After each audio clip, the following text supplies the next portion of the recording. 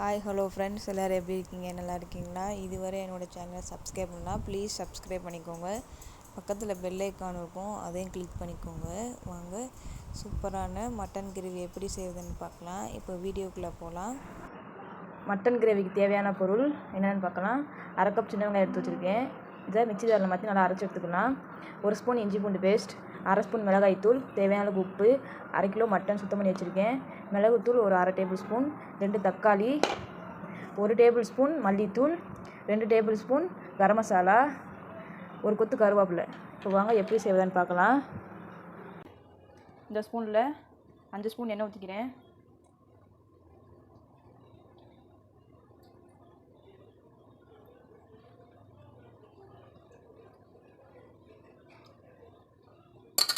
அரை ஸ்பூன் எண்ணெய் ஊற்றிருக்கேன். எண்ணெய் நல்லா காயட்டும். பாருங்கள், எண்ணெய் நல்லா காய்ஞ்ச பிறகு சின்ன வெங்காயத்தை நல்லா அரைச்சிக்கிட்டேன், போட்டுக்கலாம்.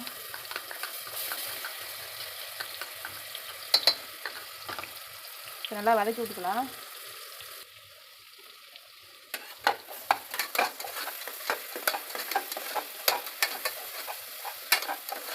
சின்ன வெங்காயம் நல்லா பச்சை வாசனை போகிற வரையும் நல்லா வதக்கிக்கோங்க.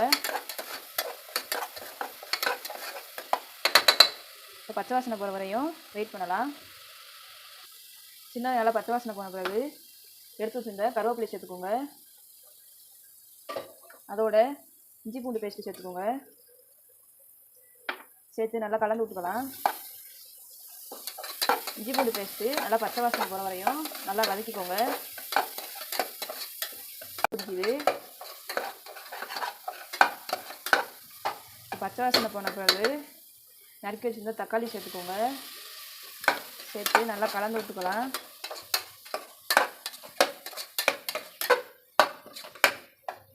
அதோட 1/4 டேபிள் ஸ்பூன் சால்ட்டு சேர்த்துக்கோங்க. சேர்த்து நல்லா வதக்கிக்கலாம். நல்லா வதங்கட்டும், வெயிட் பண்ணலாம். மூடி பார்க்கலாம்.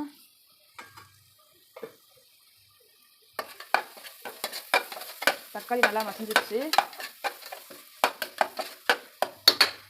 இப்போ மல்லித்தூள், மிளகாய்த்தூள், கரம் மசாலா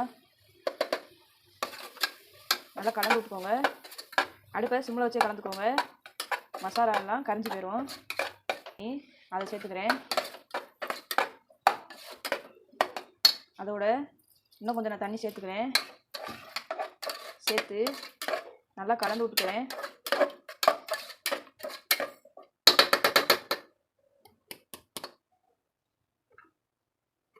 இப்போ மூடி போட்டு வச்சுக்கலாம். மசாலாவோட பச்சை வாசனை போய் நல்லா எண்ணெய் பிரிஞ்ச வரையும் வெயிட் பண்ணலாம். இப்போ ஓப்பன் பண்ணலாம். பாருங்கள், மசாலாவோட பச்சை வாசனை போய் நல்லா எண்ணெய் பிரிஞ்சு வந்துருக்கு. இப்போ நல்லா கலந்து விட்டுக்காங்க.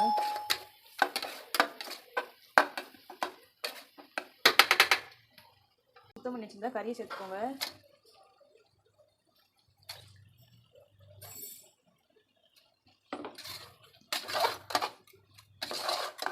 இப்போ நல்லா மசாலா கோட்டை வரையும் நல்லா கலந்து விட்டுக்கோங்க.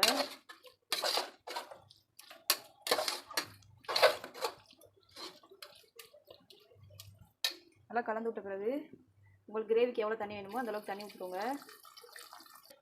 இப்போ உப்பு சேர்த்துக்கலாம்.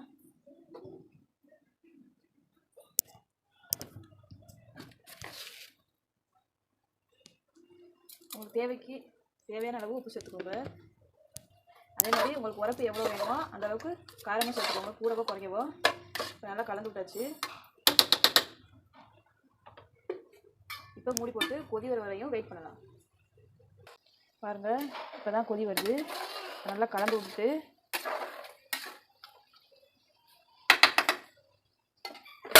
குக்கரை மூடி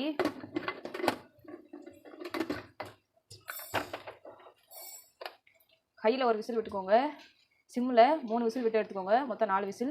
விசில் போனோன்னே ஓப்பன் பண்ணும்போது நான் காமிக்கிறேன். அது வரை வெயிட் பண்ணுங்கள்.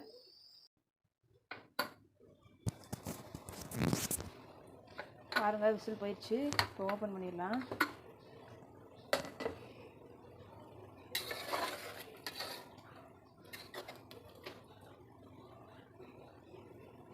கறி நல்லா வெந்து வந்துருச்சு. இப்போ லைட்டாக தண்ணியாக இருக்குது. நான் அதனால் அடுப்பு பற்ற வச்சுக்கிறேன். அடுப்பு பற்ற வச்சு கொஞ்சம் நல்லா வற்ற விட்டுக்கிறேன். ஊற்றி சாப்பிட்ற மாதிரி உங்களுக்கு வேணும்னா நீங்கள் இந்த ஸ்டேஜ்லேயே நீங்கள் மிளகுத்தூள் போட்டு இறக்கிடலாம். நான் கொஞ்சம் கெட்டியாக வேணுங்கிறதுக்காண்டி நான் இன்னும் கொஞ்சம் நல்லா வற்ற விட்டுக்கிறேன். நல்லா கலந்து விட்டுக்கலாம். பாருங்கள், இப்போ நல்லா கெட்டியாக வந்துருச்சு. இப்போ வந்து மிளகுத்தூள் சேர்த்துக்கலாம். 1/2 டேபிள் ஸ்பூன் மிளகுத்தூள். நீங்கள் ஒரு 1/2 டேபிள் ஸ்பூன் சீரகத்தூள் கூட சேர்த்துக்கலாம். மிளகுத்தூளை சேர்த்து நான் சீரகத்தூள் சேர்க்கல, அதனால் நான் மிளகுத்தூள் சேர்த்துருக்கேன். பாருங்கள், எவ்வளோ சூப்பரான மட்டன் கிரேவி தயாராகிடுச்சு. நீங்களும் இதே மாதிரி வீட்டில் செஞ்சு பாருங்கள். செஞ்சு பார்த்துட்டு பிடிச்சிருந்தா லைக் பண்ணுங்கள், ஷேர் பண்ணுங்கள், கமெண்ட் பண்ணுங்கள், சப்ஸ்கிரைப் பண்ணுங்கள். பக்கத்தில் பெல் ஐகான் இருக்கும், அதையும் கிளிக் பண்ணிக்கோங்க. தேங்க்யூ ஃபார் வாட்சிங். பாய்.